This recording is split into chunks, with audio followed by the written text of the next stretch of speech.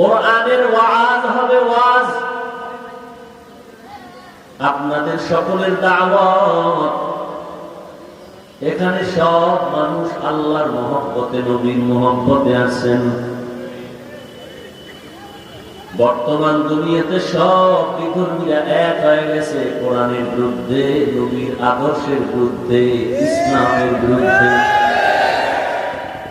শুধু বিধর্মীরা না, সমস্ত বিধর্মীরা চায় জমিনে কোরআনের আলো বন্ধ হয়ে যাক, মাদ্রাসা বন্ধ হয়ে যাক, ওয়াজ মাহফিল বন্ধ হয়ে যাক। এর সাথে আবার একদল ভেতরে ভেতরে মুনাফিক মুসলমান নামদারীরাও অপচেষ্টা চালায়, ষড়যন্ত্র করে। এরপরেও তাকে দেখি যাদের কাছে আল্লাহর কোরআন আছে, নবীর আদর্শ আছে, এদের সম্মান এখনো কমে নাই। বলে কার কতটুকু সম্মান আছে? সহজ কথা, যার কাছে যত পার্সেন্ট কোরআন আছে, রসুলের আদর্শ আছে, তার কাছে তত পার্সেন্ট ঈমান আছে, সম্মান আছে। যার কাছে যতটুকু রসুলের আদর্শ কোরআন নাই, তার কাছে ততটুকু সম্মান আর ঈমান নাই।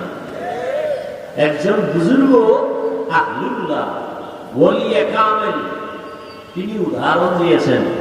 একজনে 100 টাকা রাস্তায় পেয়েছে, পাইয়া সে এলান করে দিল, এই 100 টাকা পাওয়া গেছে, যার হয় নিয়ে যান, অমুক দোকানে আছে।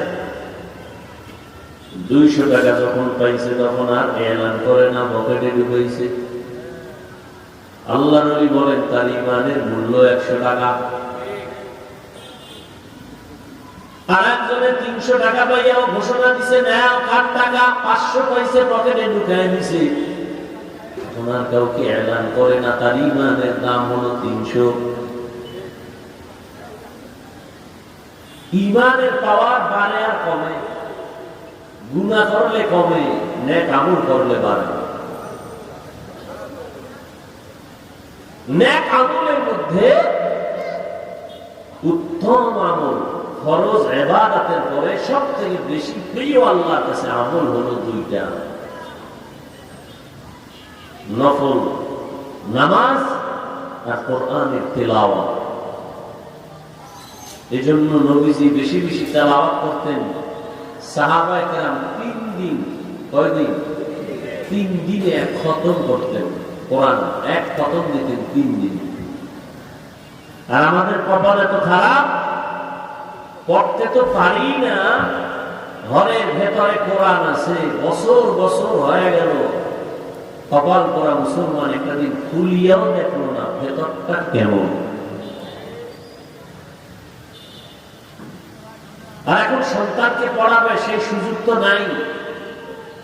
সকালবেলা মক্তবে যাওয়ার যে সুযোগ ছিল এখন নাই, এখন ভিন্ন শিক্ষা প্রতিষ্ঠানে দৌড়ায়। ডাক্তার হও, ইঞ্জিনিয়ার হও, প্রফেসর হও, সব হও, কোরআন আগে ঠিক রেখে এরপরে যাও, বাধা নেই।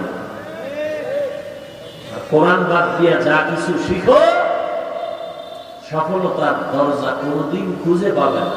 খাসারাত দুনিয়া ওয়াল আখিরাহ, দুনিয়াও বরবাদ, আখিরাতও বরবাদ। তো নবীজি বলেন 2টো জিনিস রেখে গেলাম, আঁকড়াইয়া ধরো, ঈমানও যাবে না, সম্মানও। বলেন তো মনে আসেনি? প্রথমটা কি? দ্বিতীয়টা কি? রাসূলের সুন্নাহ।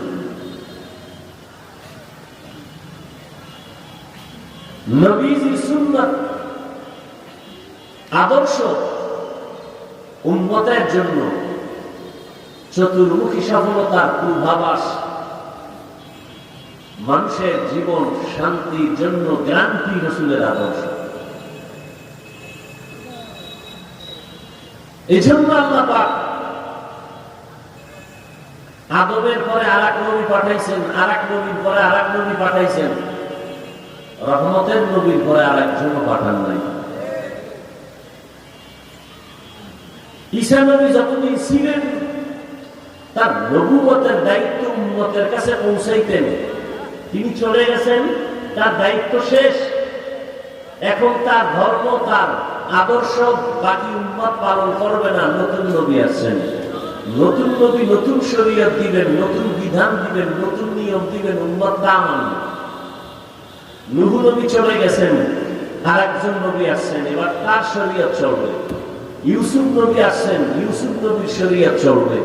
ইয়াকুব নবী ছিলেন, ইয়াকুব নবীর শরীয়ত চলবে। কিন্তু আপনার আমার নবী চলে গেছেন, নবীর আদর্শ শরীয়ত বিধান বাদ হয় নাই, কিয়ামত পর্যন্ত চলবে। কেউ ভিন্নটা গ্রহণ করার কোনো সুযোগ নেই। আর সেই নবীর উম্মত হয়েছি আমরা। নবী বলেন কিয়ামতের দিন কেউ কাউকে আপন বলে পরিচয় দিতে চাইবে না। সেই দিন আমি গর্ব করে আমার উম্মত নিয়ে সবার আগে জান্নাতে যাব। قال النبي صلى الله عليه وآله وسلم إن الجنة حرمت على الأنبياء حتى أدخلها وحرمت على الأمم حتى تدخلها أمتي। পয়গম্বর বলেন কিয়ামতের ময়দানে আমি রহমতের নবী, জান্নাতে ঢোকার আগে ভিন্ন কোন নবীর জান্নাতে প্রবেশ করা হারাম। দ্বিতীয় স্টেপ, আমার উম্মতেরা জান্নাতে প্রবেশ করার পূর্বে ভিন্ন নবীর উম্মত জান্নাতে প্রবেশ করা হারাম। আমার নবী সবার আগে জান্নাতে ঢুকবেন, আর উম্মতের মধ্যে সবার আগে আখিরি নবীর উম্মত আমরা ঢুকবো ইনশাআল্লাহ। দোকান আছে বেশি বেশি বিড়ি টানবেন, মানুষের সম্পদ চুরি করবেন, মানুষের উপরে জুলুম করবেন, অত্যাচার করবেন, হিংসা করবেন, তাই তো চলছে। প্রতিযোগিতা চলছে, কে কার থেকে বেশি অপরাধ করতে পারে, কে কার থেকে বেশি মানুষকে বেইজ্জতি করতে পারে, মানুষের উপরে জুলুম করতে পারে, ক্ষতি করতে পারে। প্রতিযোগিতা চলছে গুনাহ করা। আল্লাহ কোরআনে বললেন লাকাদ কানা লাকুম ফি রাসূলিল্লাহি উসওয়াতুন হাসানাহ, তোমাদের জন্য রহমতের নবীর মধ্যে রয়েছে উত্তম আদর্শ। কেমন উত্তম? এই জমিনের মধ্যে এমন এক নবী আল্লাহ পাঠিয়েছেন, এমন রহমতের নবী আমার, যেই নবীর আদর্শ এতটাই উত্তম, নবী দুনিয়াতে আসার আগে থেকে তার গুণগান প্রচার চলতেছে ময়দানে। রহমতের নবী এখনো আসেন নাই, রহমতের নবীর আগমন আর প্রশংসার আওয়াজ মুসলমানরা নবীরা উম্মতকে শুনাইতেছেন। এমনকি বিধর্মীদের জবানেও প্রশংসা চলতেছে। এমন একজন নবী আসবেন, উত্তম নবী, বিধর্মীরা পর্যন্ত তার গুণগান গায়। আমি মরিয়া গেলেও তাকে তোমরা ধরে রাখবা, তার কাছে বায়াত হইবা, জীবনের চাকা ঘুরে যাবে, সফলতা চলে আসবে। কেমন সফলতা? মুহাম্মদের আদর্শ গলার মালা যদি বানাইতে পারো, দুনিয়ায় সফলতার সুসংবাদ পেয়ে যাইবা। ঠিকই নবীজির আদর্শের মালা যারা গলায় লাগাইছি, আল্লাহ জান্নাতের সুসংবাদ তাদের মরার আগে দিয়ে দিছে। কেমন মায়ার নবী আমার, রহমতের নবী উত্তম আদর্শ নিয়ে আসলেন। 63 বছর হায়াত শেষ করে নবী আমার বিদায়। কিয়ামত পর্যন্ত নবীর আদর্শ বলবৎ, নতুন কারো আদর্শ গ্রহণ করার প্রয়োজন হবে না। কারণ জমিনে তোমার জীবনে এমন কোন কথা নাই, কাজ নাই যেখানে মুহাম্মদের দিক নির্দেশনা নাই, আদর্শ নাই। সব হাদিসে আছে, কোরআনে আল্লাহ ইশারা ইঙ্গিতে বয়ান করেছেন। তোমার এমন কোন জীবনে অভাব পড়বে না যে পরামর্শের জন্য নতুন কোন সংবিধানের পেছনে যেতে হবে, নতুন কোন নেতার পেছনে যেতে হবে, নতুন কোন নেত্রীর কথা মানতে হবে না। সবকিছু কমপ্লিট আল্লাহ কোরআন প্লাস রাসূলের হাদিসের দ্বারা সবকিছুর সমাধান একটা স্ট্রাকচার তৈরি করে আল্লাহ পাক নবীর মাধ্যমে দিয়ে গেছেন। কিয়ামত পর্যন্ত কারো থেকে ধার করা লাগবে না। লাগবে? তবে একদিক দিয়ে একটু দুর্বলতা আছে মনে হয় কোরআন শরীফের মধ্যে, না? না, অনেকে বলে ইসলামে আর কোরআনে রাজনীতি নাই, রাষ্ট্রনীতি নাই। তাহলে এই দিক দিয়ে একটু ইসলাম বা কোরআন শরীফটা দুর্বল। তো কেন আপনারা চায়ের দোকানে বসে বলেন ইসলামে রাজনীতি নাই? রাজনীতি করেন না ভিন্ন কথা, রাজনীতি নাই বেঈমান হওয়ার কথা। ইউসুফ নবী রাষ্ট্র পরিচালনা করেন নাই, কথা বলেন না কেন? সুলাইমান নবী পৃথিবী পরিচালনা করেন নাই? বাদশা জুলকারনাইন পৃথিবী শাসন করেছেন, করেন নাই? আমার নবী মদিনার রাষ্ট্রপতি ছিলেন না? আবু বকর রাষ্ট্র পরিচালনা করেন নাই? ওমর ফারুক রাষ্ট্র পরিচালনা করেন নাই? সত্য কথা স্বীকার করেন, মানেন আর না মানেন, করেন নাই? কেন বলেন রাজনীতি নাই? হ্যাঁ, আপনি যেই ধান্দাবাজ আর পচা নীতি করেন এটা কোরআনে নাই, এটা ইসলামে নাই। আছে? ভয় পাইতেছেন না? ভয় পাইতেছেন? পাগল আছে না? পাগল ওরা বাজারে ঢুকছে, পেটে লাগছে ক্ষুধা, গুড় দেখতেছে, হাড়ি ভরা গুড়, খেজুরের রস। চিন্তা করে গান গায়ে একটা ডরাইলি ডর, না ডরাইলে কি, আস্তে হাতটা ঢুকাই দিছে গুড়ের পাত্রের মধ্যে, হাতে আর চাপে, সামনে মুড়ি, হাতে একটা ডরাইলি ডর, না ডরাইলে কি, মুড়ির ভিতরে গুড়ের হাতটা ঢুকাই দিছে। ডরাইলি ডর, না ডরাইলে কি, মৃত্যু কয়বার হবে? এত টেনশন কেন? রিজিক দিবে আওয়ামী লীগ, বিএনপি, চাকরি দিবে, হায়াত দিবে কোন মাখলুক না আল্লাহ। এত টেনশন কেন? এত টেনশন কেন? টেনশন তো তারা করে যারা বেশি খাইয়া বলাইছে পেটে ব্যথা। আর এক দলের টেনশন যে 17 বছর খাইতে পারি না, সেই দুঃখ। না খাইয়াও টেনশন, বেশি খাইয়াও। আমরা ওলামায়ে কেরাম, আমরা মুসলমান, আমরা বেশিও খাই না, কমও খাই না, পাইলেও আলহামদুলিল্লাহ, না পাইলেও। আমরা কোন ব্যক্তির গোলামি করি না, আমরা আল্লাহর গোলামি করি। কথা ঠিক না? যারা ব্যক্তির গোলামি করে তারা অসহায় ব্যক্তি নেই। কথা ঠিক? আমাদের রিজিক আল্লাহ দিতেছেন, সম্মান দিতেছেন। আমরা আগেও যেমন কথা বলতেছি, এখনো তেমন কথা বলতেছি। কারো থেকে কোনো বেনামাজির থেকে অনুমতি নিতে হবে? কথা বলেন না কেন? কোরআন হাদিস পড়ে আলেম হইলাম সুৎখোর থেকে অনুমতি নেওয়ার জন্য? বলেন, এই জমিনের মধ্যে উলামায়ে কেরাম দ্বীনের কথা বলবেন, কারো কোনো অনুমতি নিতে হবে না।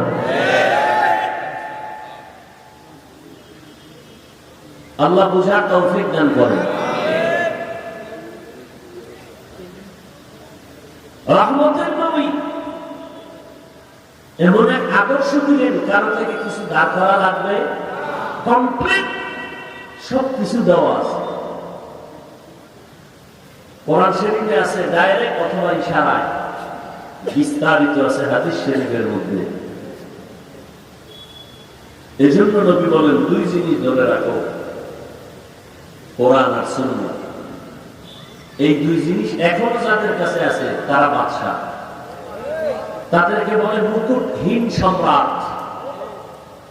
চেয়ারম্যানের চেয়ারের মেয়াদ শেষ, কোরআনওয়ালা চেয়ারের কোন মেয়াদ নাই। আছে কোন মেয়াদ?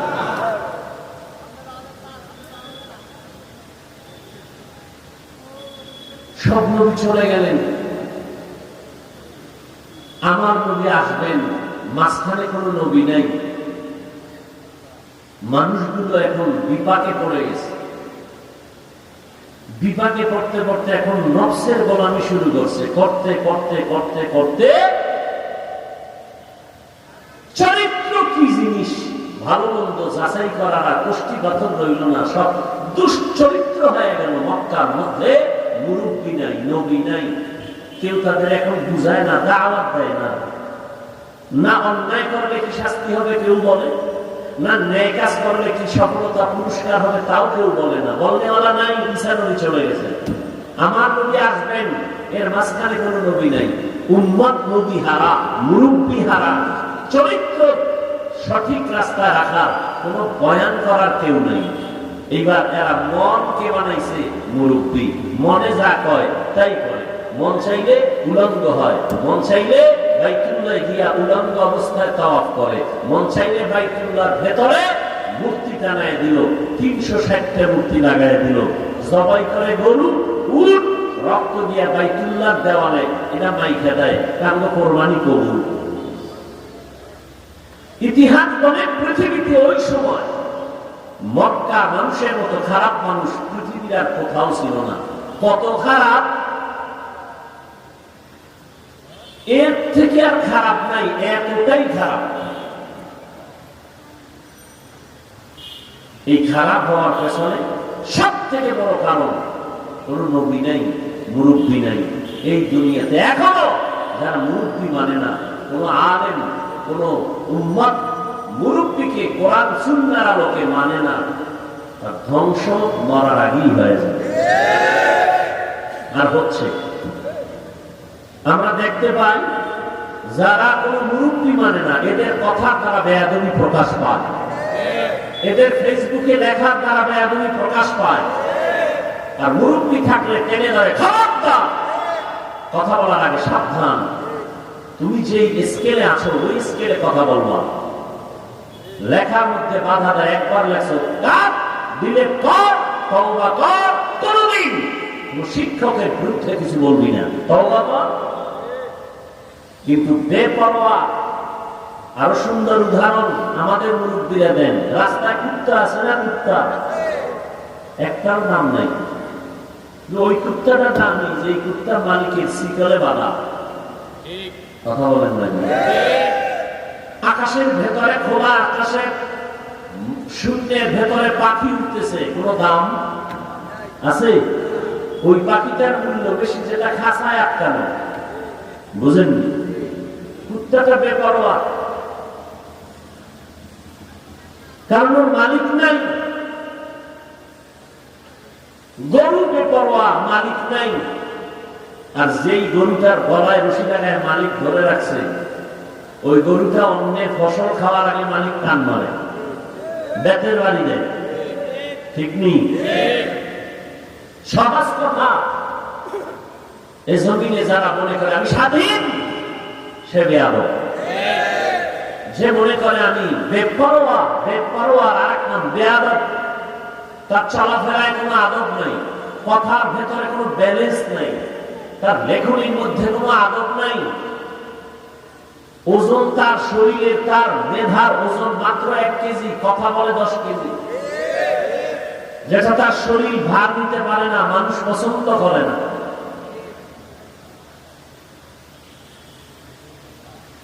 এগুলি চলছে এখন। মুসল্লি ইমামরে গালি দিবে, কিয়ামতের আলামত।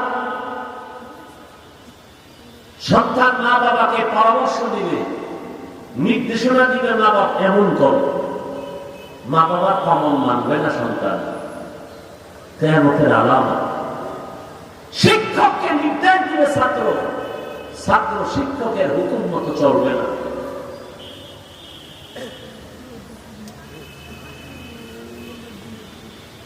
রহমতের নবীর অবস্থা দুনিয়াতে আসার আগে মক্কার অবস্থা আরো খারাপ। আল্লাহ পাক সেই চূড়ান্ত খারাপ জায়গায়, খারাপ মানুষের মাঝে ফুটন্ত গোলাপ আল্লাহ পাঠায় দিলেন। নবীজি আসছেন, আসা মাত্র জমিনের মধ্যে পরিবর্তন শুরু। 1000 বছরের অগ্নি প্রজ্বলিত আগুন নিভে গেল অটোমেটিক। নবী আসার মাত্রই পরিবর্তন শুরু হয়ে গেল। লাকাদ কানা লাকুম ফি রাসূলিল্লাহি উসওয়াতুন হাসানাহ।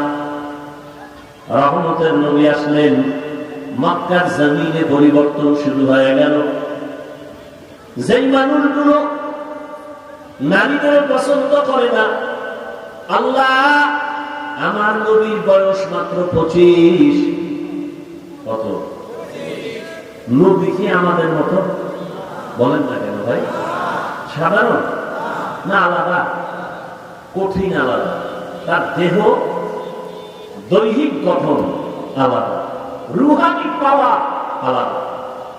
সেই নবীর যৌবন সাধারণ মানুষের মতো? নবী হিসেবে যৌবন তো আবার সময়টা মাত্র 25 বছর, আরো বেশি এক্সট্রা। নবীকে আল্লাহ আলাদা কিছু দিচ্ছেন, শক্তি। শত মানুষের, কেউ বলেন হাজার হাজার হাজার মানুষের শক্তি নবী একার মধ্যে। বয়সটা কত? এই সময়টা যৌবনের হালাত কেমন? ঠিক সেই সময় রহমতের নবীর জন্য বিবাহের প্রস্তাব আসছে।